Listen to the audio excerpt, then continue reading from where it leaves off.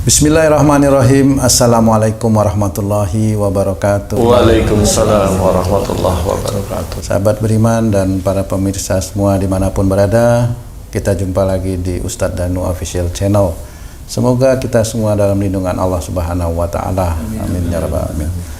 Sahabat beriman, kami sudah bersama dengan guru kita Pak Ustadz Danu kali ini. Assalamualaikum Pak Ustadz. Waalaikumsalam warahmatullahi wabarakatuh. Sehat Pak Ustadz? Alhamdulillah. Alhamdulillah. Dan juga bersama Bang Haji J. Assalamualaikum Bang Haji. Waalaikumsalam Pak Tung. Sehat? Alhamdulillah. Alhamdulillah.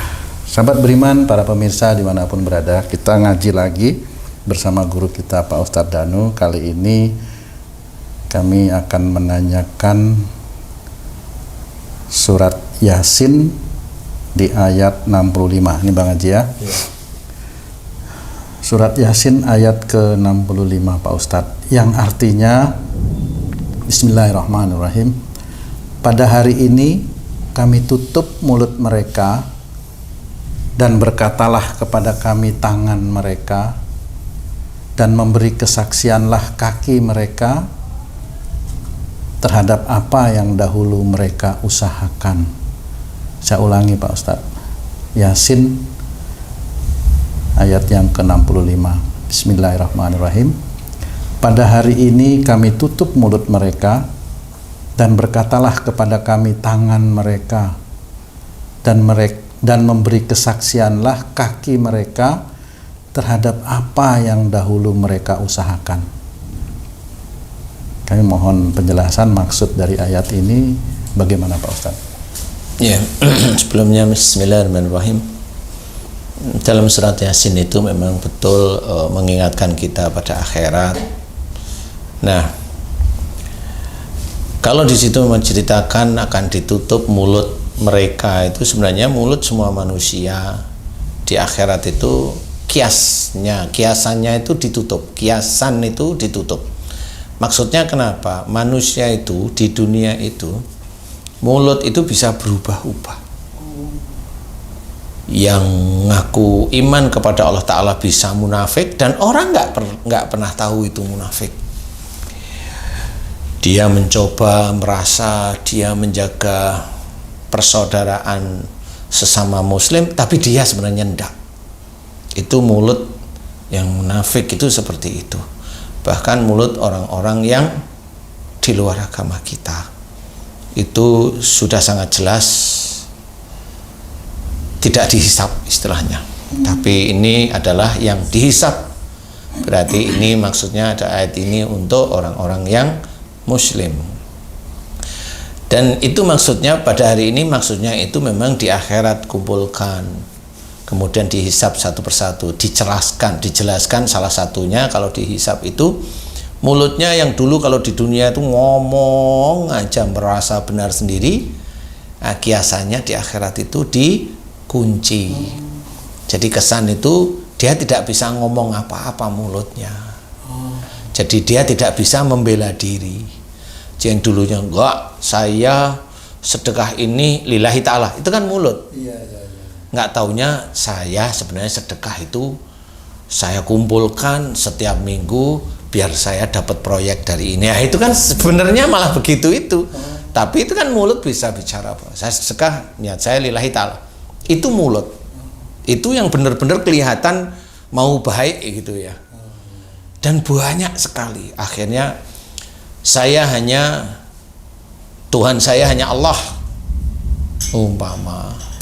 Tetapi dia sendiri kalau umpamanya minta bantuan, minta pertolongan pada seseorang, nggak dipinjemin atau nggak dibantu, marah. Nah, itu berarti dia meminta tolongnya kepada orang, diyakini, dan dia nggak ada Allahnya.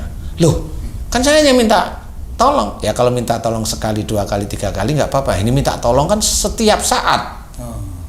Setiap saat minta tolong. Padahal kalau orang muslim itu diceritakan, fa idza qudiyatis sholatu fantasiru fil ard wabtaghu min fadlillah. Jika engkau telah tunaikan sholat, seorang muslim sudah sholat nih, maka bertebaranlah kamu di muka bumi untuk mencari fadilah atau rezeki Allah. Berarti orang muslim itu disuruh dia itu bekerja. Kalau dia minta terus setiap hari, yang mana dia? Nah, di situ dia tidak mengerjakan. Dia hanya bilang terus-menerus seperti itu. Nah, yang begini ini nanti akan terkunci mulutnya. Oh, saya dulu menderita ya Allah. Di akhirat nggak ada yang seperti itu. Nggak bisa dia. Saya dulu menderita ya Allah, nggak bisa. Saya dulu kan pejabat, saya bikin masjid, nggak bisa seperti itu. Karena nanti ada malaikat tanya, masjid itu uangmu apa uangnya rakyat? Uangnya rakyat. Nah, mulutnya itu dia nggak bisa ngomong uang saya, kan nggak bisa.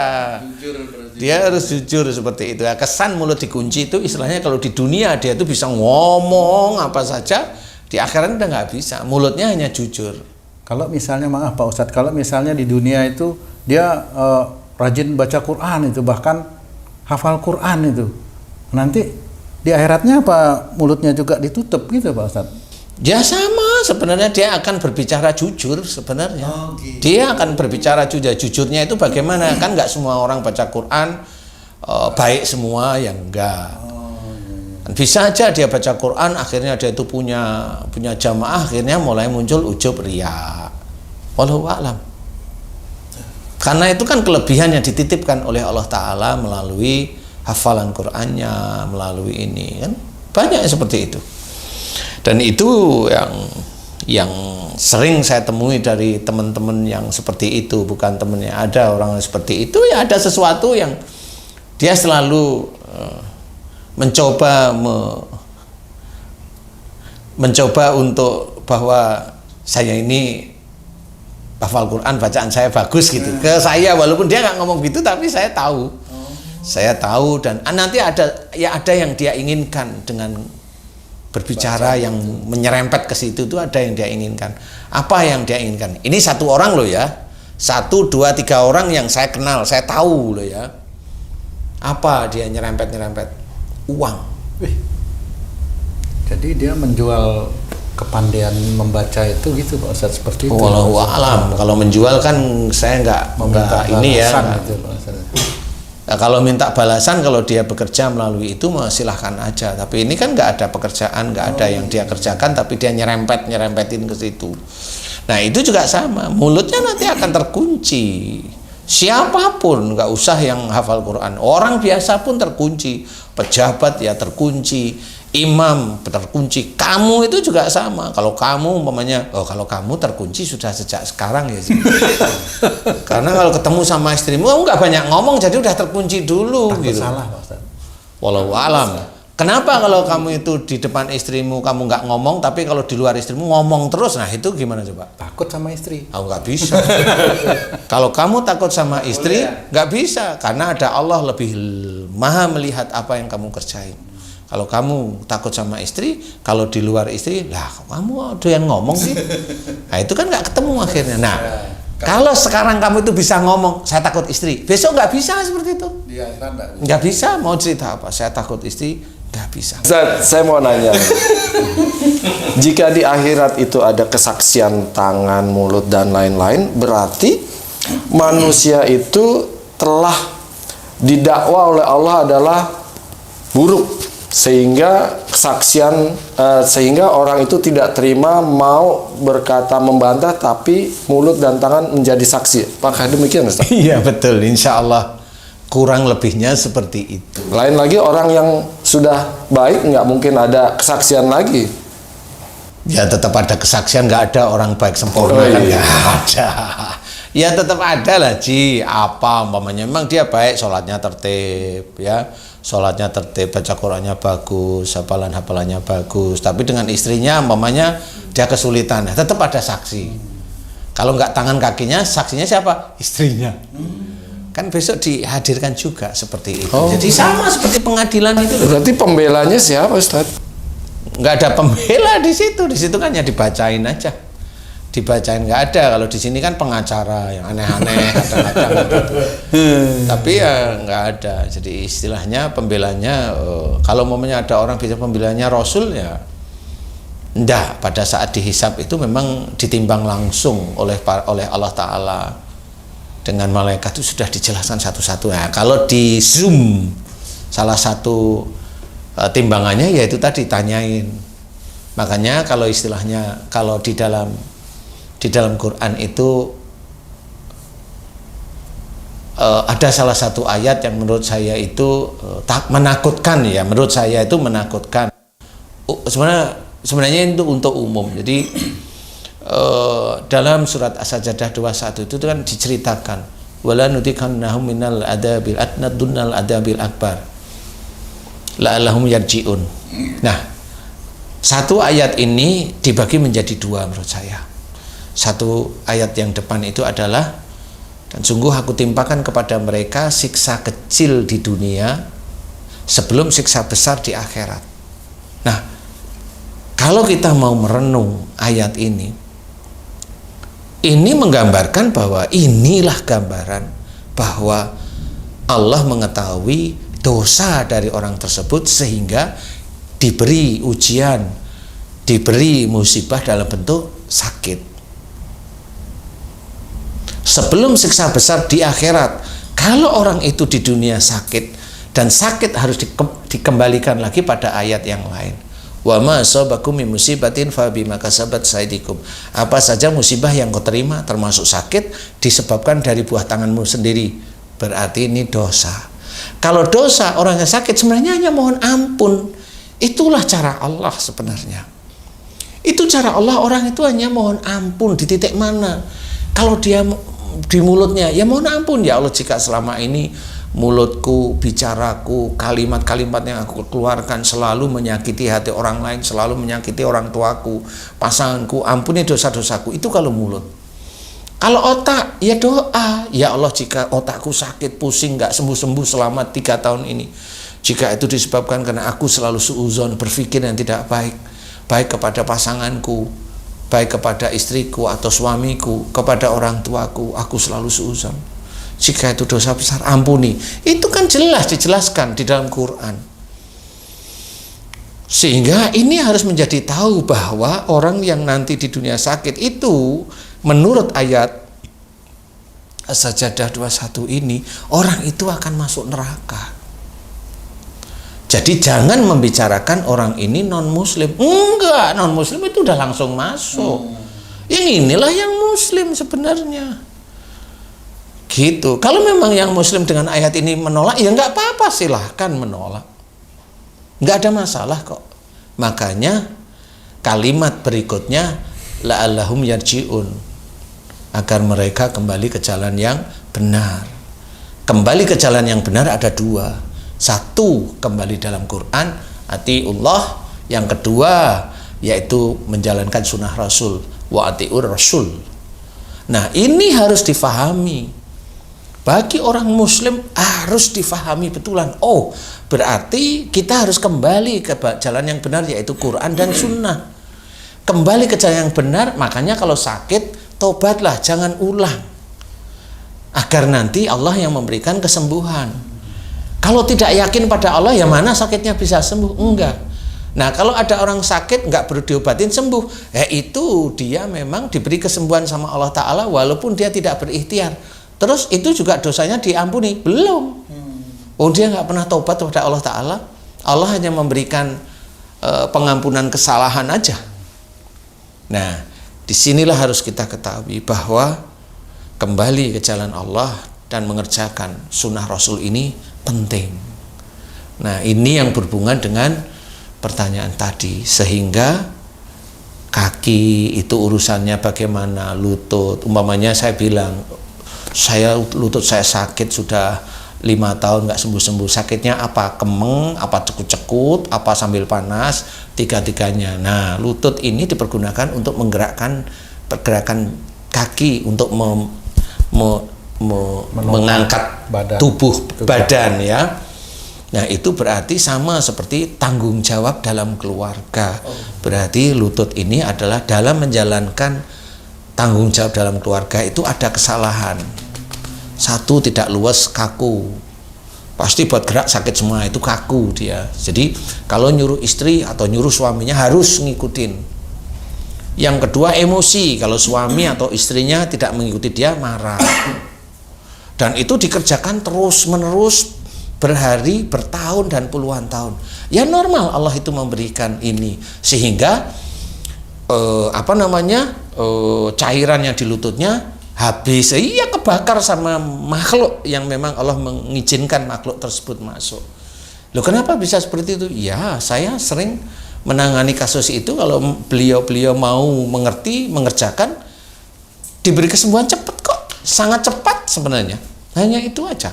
Nah itu kan berarti penelitian saya tentang lutut kalau sakit berhubungan dalam mengatur rumah tangga, ada kekakuan, emosi, marah, ego, titik itu. Nah kalau itu dia mau ngerti, faham, kembali, kemudian minta maaf pada pasangannya, mulai langsung kelihatan enak kakinya, kemudian berangsur-angsur nanti diberi kesembuhan sama Allah Ta'ala. Nah itu salah satu bahwa orang sakit ini memang disuruh taubat oleh Allah Ta'ala, dan banyak ayat yang menyuruh taubat itu. Nah kitanya sendiri aja yang merasa Islam sehingga merasa nggak pernah punya dosa, padahal kita tahu bahwa semua anak Adam itu adalah berdosa. Iya berdosa, tahu, tapi kita nggak mau mengakui. Nah itulah yang dikatakan munafik. Itu munafik namanya. Siapapun orangnya munafik, dan Allah tidak melihat. Ya, munafik ya seperti itu. Nah itu nanti mulutnya yang diceritakan dalam Yasin tersebut terkunci, dia di akhirat mulutnya ngomong beneran, jadi nggak akan bisa membela sebenarnya. Nggak bisa bohong. Nggak bisa bohong istilahnya. Makanya tangan itu sebagai saksi dan kaki menjawab sebagai saksi itu adalah apa di tubuh ini yang dikerjakan itu akan menjadi saksi. Nah besok kalau banyak salah dan dosa yang dilakukan, termasuk ayat yang tadi saya ceritakan itu As-Sajdah 21 itu akan menjadi gambaran besok orang muslim itu di akhirat itu mau masuk mana, dia akan memilih sebenarnya. Jadi pengetahuan oleh Allah yang ada di dalam Quran itu menurut saya sudah lengkap.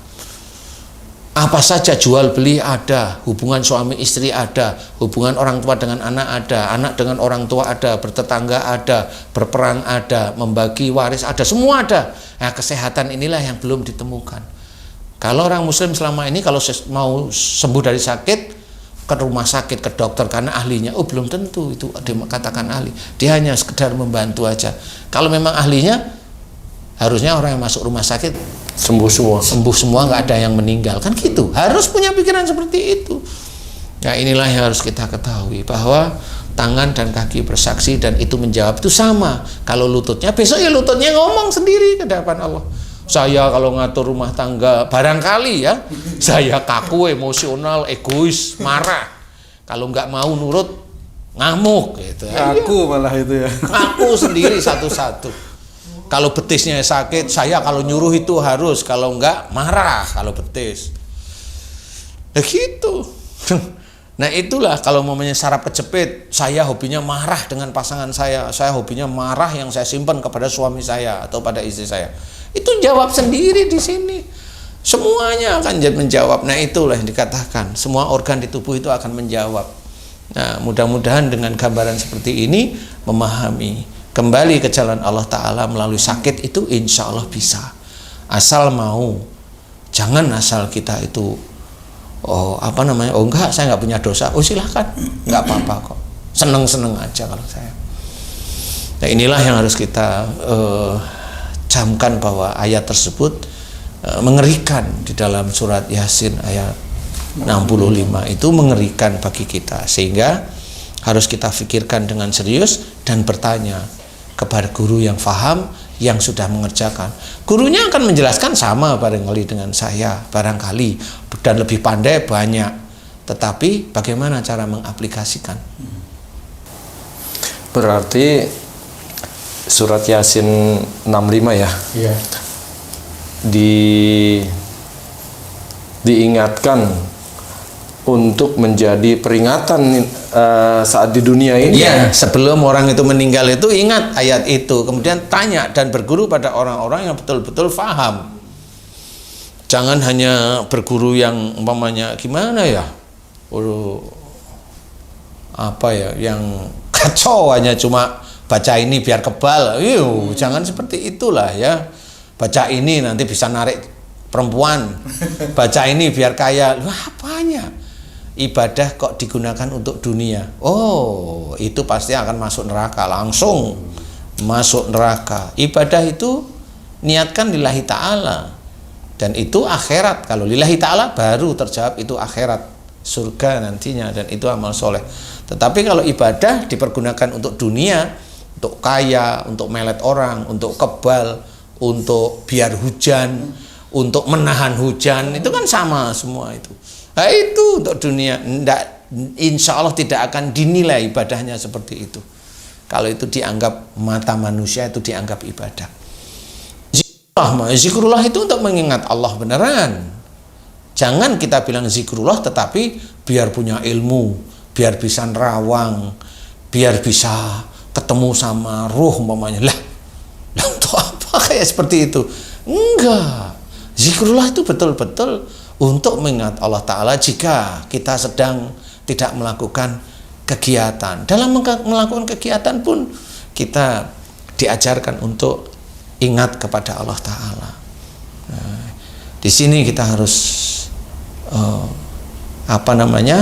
mewaspadai bahwa walaupun kita Islam, belum tentu kita bisa langsung masuk surga. Makanya kalau nanti kalau orang itu sebelum meninggal dia mengucap la ilaha illallah, dia akan masuk surga. Nanti dulu. Karena pada saat mengucap la ilaha illallah sebelum meninggal itu maksudnya apa?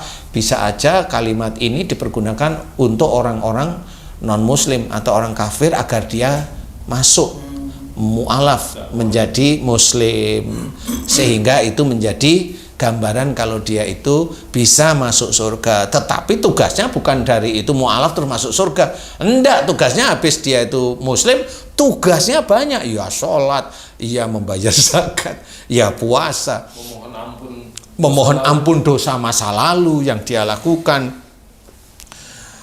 Loh, kalau dalam hadis itu diceritakan kalau seorang mu'alaf itu Allah mengampuni dosa-dosanya. Iya, kalau dia mohon ampun. Kalau dia dosanya bertahun-tahun, puluhan tahun, ya mohon ampunnya puluhan tahun. Ya harusnya seperti itu. Jangan dianggap gerubyuk. Dia sekali mohon ampun, istighfar, selesai semua yang puluhan tahun terus selesai. Enggak seperti itu. Ya nggak bisa seperti itu. Wong kayak kita atau manusia itu suami istri itu bisa dia bilang saya sayang sama kamu, lo besok bisa, atau setelah sayang dia pergi, bisa aja dia selingkuh, mau cerita apa.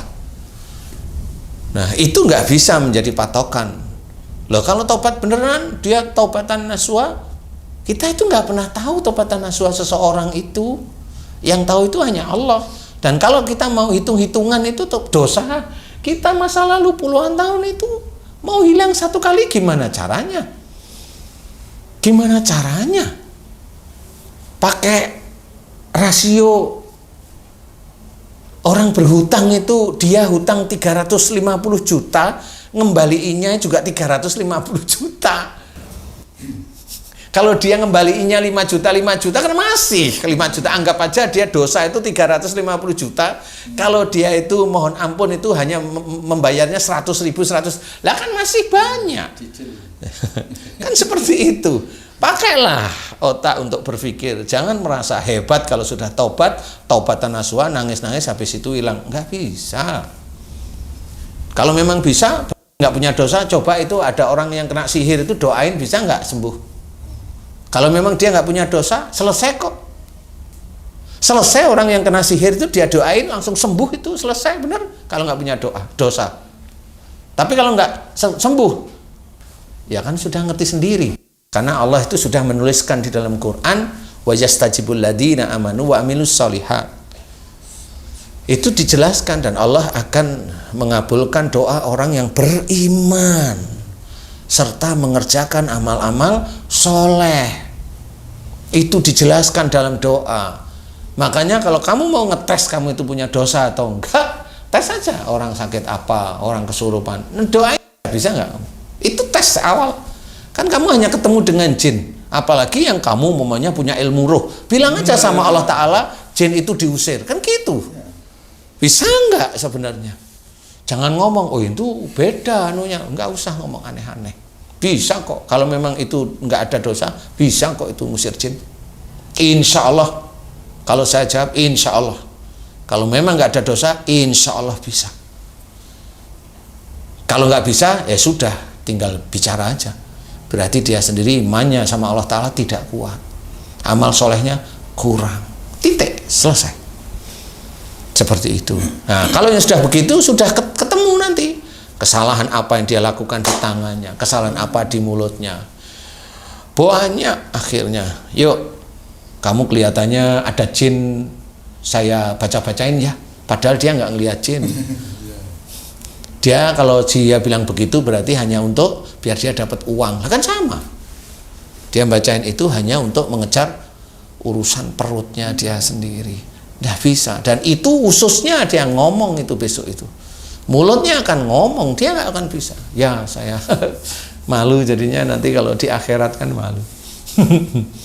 Seperti itu. Jadi tangan dan kaki ini hanya gambaran apa yang dikerjakan, pekerjaan atau apa yang dilangkahkan tadi. Melangkah, gambaran global besarnya itu seperti itu. Padahal banyak. Telinga ini dia akan bersaksi. Dia kalau diberi nasihat mau mendengarkan apa enggak, itu telinga bersaksi, ada rekaman. Jadi semacam dia melaporkan kepada Lah iyalah, apa gunanya raqib sama atid itu, apa gunanya? Kita juga tahu bahwa kita sendiri ada malaikat depan, belakang, kanan, kiri. Di luar raqib dan atid itu sendiri, itu kita juga harus paham. Apa gunanya Allah itu menitipkan itu? Raqib dan atid. Memang untuk mencatat dan jeli mencatat. Dia memang diem, dinasihatin diem. Kan orang melihat nurut kan. Atid yang nyatet. Lah kenapa? Oh dia tuh nyimpen marah sebenarnya. Lah kan orang nggak tahu. Nah itu tadi yang dibilang bahwa kalau di sana itu mulut terkunci itu karena memang di dunia itu bisa aja dia itu memutar balikkan, iya, pura-pura itu bisa. Di akhirat nggak bisa. Nah ya itu atid nanti ngomong, tulisannya itu jelas sekali.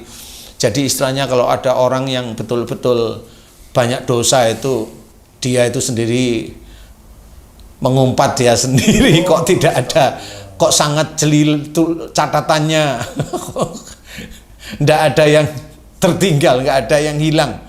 Semuanya rapi tercatat, itu karena tiap detik dicatat sama malaikat. Kalau memang omongan itu salah, dikit ujub, dicatat. Udah ujub nggak mau mohon ampun lagi.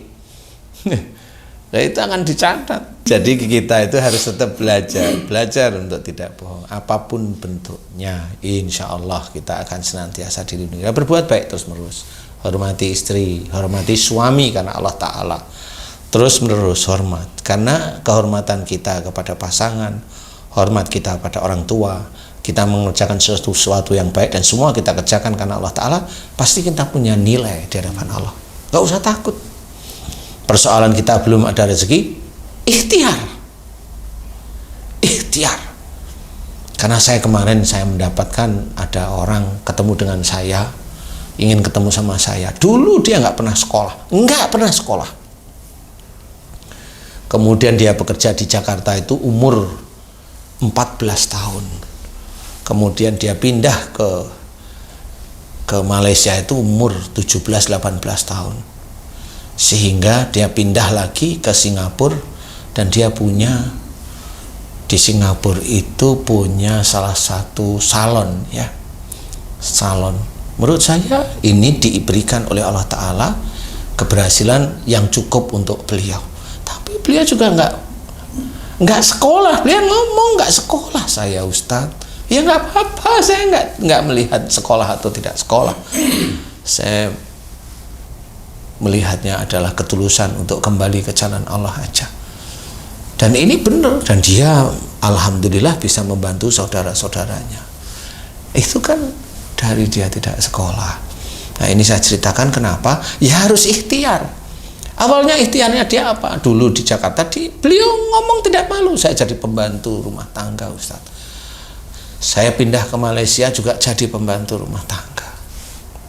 Nggak malu beliau. Nah maksud saya apa? Ya begitulah harusnya. Kalau orang meminta itu kan banyak sebenarnya pikirannya. dia meminta karena memang dia bekerja itu, dia miskin, bekerja nggak cukup, atau bagaimana? Ini harus difikirkan. Kalau cara berpikir kita itu baik kepada Allah Ta'ala, ya harus berjuang. Karena yang dinilai oleh Allah Ta'ala itu bukan mintanya, yang dinilai oleh Allah Ta'ala itu perjuangannya. Hasil yang diberikan oleh Allah Ta'ala itu bukan yang kita cari. Karena yang dicatat oleh Allah Ta'ala adalah perjuangan kita untuk agar Allah memberikan rizki kepada kita, itu perjuangannya. Tapi dengan yang baik, yang halal, jelas, yang thayyib.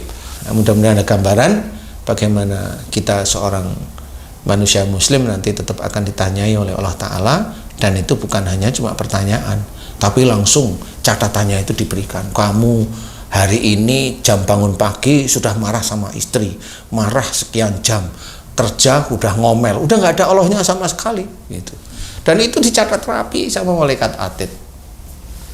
Kamu ceramah, kamu itu bangga di depan jamaah banyak, sehingga yang kamu utarakan itu memang benar ayat-ayat yang ada dalam Quran, tapi sombong, ujub, riya itu muncul terus-menerus dari situ. Pulang kamu ingin dinaikkan yang ini, kamu ingin itu kan semuanya ada, itu hati sama pikiran. Insya Allah seperti itu. Makanya harus hati-hati. Enggak, semua itu tetap kena. Mau orang biasa kek, mau pejabat kek, mau presiden kek, mau menteri kek, mau orang wira swasta, mau dia bos, mau dia manajer, mau dia orang lapangan, mau dia ustadz, mau ibu rumah tangga, mau yang dia itu belum nikah, yang dia belum nikah wajahnya biasa, yang belum nikah dia cantik, semua akan dicatat. Insya Allah sangat rapi sekali catatan tersebut. Makanya harus hati-hati kita. Dan itulah yang nanti mengakar pada perbuatan baik. Nah, itu mengakar pada perbuatan jelas, perbuatan baik itu jelas. Innahum kanu qabla dzalika muhsinin, sesungguhnya mereka di dunia selalu berbuat baik. Nah, ini tadi hubungannya. Nah, orang yang senantiasa berbuat baik pasti wa fis sama'i rizqukum wa ma tu'adun, itu akan nanti diberikan oleh Allah Ta'ala. Di langit ada jalan rezekimu, diberikan jalannya. Setelah diberikan ada ujian demi ujian terus dilalui. Wa ma tu'adun, dan yang dijanjikan oleh Allah, dijanjikan oleh Allah Ta'ala itu apa? Ke akhirat, yaitu surga. Makanya tetap harus berbuat baik. Semua ayat dalam Quran itu senantiasa berhubungan, tidak satu-satu. Makanya di dalam Quran yang lain untuk menjadikan satu-satu kesatuan dengan tadi Yasin tadi yang 65 dijelaskan wala tulqu bi aidikum ila tahlukat, dan janganlah kamu menjerumuskan dirimu dengan perbuatanmu ke dalam kebinasaan. Ayat berikutnya dalam satu ayat wa ahsinu, dan berbuat baiklah. Loh, Allah tetap menyuruh lagi berbuat baik. Innallaha yuhibbul muhsinin. Sesungguhnya Allah menyukai orang-orang berbuat baik. Nah, kalau Allah sudah menyukai, nanti rezekinya kembali lagi diberikan. Kan seperti itu. Jadi ayat itu nggak akan tabrakan, itu insya Allah nggak akan. Kecuali orangnya memang nggak paham, ya pasti tabrakan satu-satu. Seperti itu. Makanya kalau ada orang yang perilakunya jelek, nah Allah sudah menulis dalam ayat itu. Dan janganlah kamu menjerumuskan dirimu dengan perbuatanmu ke dalam kebinasaan. Jadi orang yang senantiasa berbuat dosa terus-menerus, nanti dia akan binasa di dalam ayat ini. Binasa gimana? Ya sudah, diurut aja. Kalau dia melakukan dosa ini, kemudian sakitnya ini nggak sembuh, atau sakitnya ini sembuh, sakit lagi itu sembuh, sakit lagi nggak sembuh, mati. Lah ya itu ayat ini. Bukan karena ngerokok mati, kemudian itu karena rokok, enggak. Orang rokok kena penyakit paru itu ya orangnya marahnya disimpan. Insya Allah dia akan kena penyakit paru. Mau TBC kayak mau apa, itu orangnya marahnya disimpan. Jadi kalau dia ngerokok tapi dia nggak emosional, ya aman aja dia. Nggak sakit-sakit. Kalau ada orang nggak rokok kemudian dia kena kanker paru, ya bukan karena dia perokok pasif, enggak. Karena dia memang marahnya disimpan. Nggak tanyain suaminya, ngerokok enggak? Ngerokok Ustaz. Wah, ngerokok Dok. Wah, ini rokok pasif. Enggak ada yang seperti itu. Tapi itu menurut teman-teman yang lain boleh, kalau itu kan acuan ilmunya beliau. Kalau saya enggak. Berarti kesaksian ini orang itu sudah bersalah ya, makanya dia bersaksi atas kesalahannya. Kira-kira seperti itu ya Pak Ustadz ya? Iya, karena orang baik ya enggak. Nggak mungkin bersaksi. Enggak, Ngapain? enggak bersaksi. Astagfirullah. Ya. Nah, itu nanti kakimu bersaksi, asam uratmu bersaksi. Kan manusia nggak ada yang nggak salah. Kecuali yang merasa benar ya kan? Insya Allah seperti itu ya. Wallahu a'lam. Ya. Cukup Bang Haji? Alhamdulillah cukup. Baik, terima kasih banyak Pak Ustadz atas penjelasannya mengenai surat Yasin 65 ini. Mudah-mudahan kami bisa menjalankan ini semua berlaku jujur agar tidak menjadi salah di hadapan Allah. Terima kasih banyak Pak Ustadz.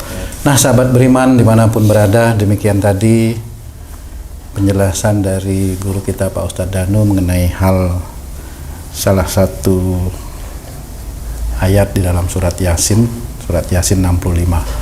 Mudah-mudahan penjelasan tadi bisa kita pahami dan akhirnya kita praktekkan dalam kehidupan kita sehari-hari, bagaimana agar kita tidak berkata bohong kepada siapapun, agar tidak menjadi salah dan dosa di hadapan Allah Subhanahu wa taala. Apabila ada perkataan kami yang salah dan keliru, kami mohon maaf. Wassalamualaikum warahmatullahi wabarakatuh. Waalaikumsalam warahmatullahi wabarakatuh. Bismillahirrahmanirrahim.